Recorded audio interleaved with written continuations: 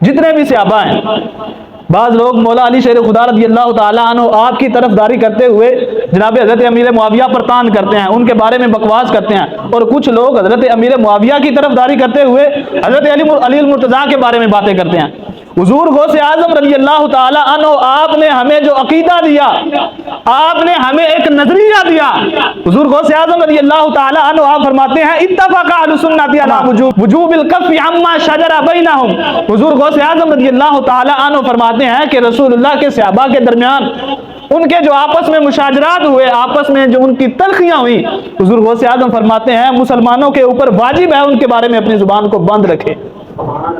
آپ نے فرمایا کسی کو یہ حق نہیں کہ وہ مولا علی کی طرفداری کرتے ہوئے جناب امیر معاویہ پہ طعن کرے، اور کسی کو یہ بھی حق نہیں کہ وہ حضرت امیر معاویہ کی طرفداری کرتے ہوئے مولا مرتضیٰ کو کچھ کہے، حضرت علی مرتضیٰ رضی اللہ تعالیٰ عنہ آپ کے بارے میں بکواس کرے۔ حضور غوث اعظم رضی اللہ تعالیٰ عنہ آپ نے ہمیں یہ عقیدہ دیا، یہ نظریہ دیا کہ اے لوگوں، تم نے رسول اللہ کے صحابہ سے بھی پیار کرنا ہے اور تم نے رسول اللہ کی اہل بیت سے بھی پیار کرنا ہے۔ اور یہی الحمدللہ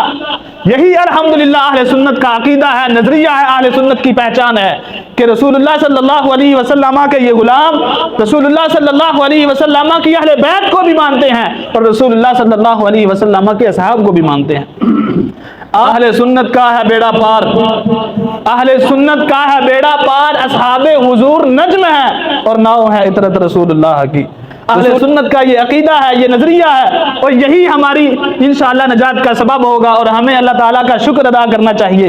اللہ تعالیٰ کا شکر ادا کرنا چاہیے کہ اللہ تعالیٰ نے ہمیں اہل سنت و جماعت جیسا عقیدہ دیا کہ بحمداللہ ملا حق سے عقیدہ اہل سنت کا،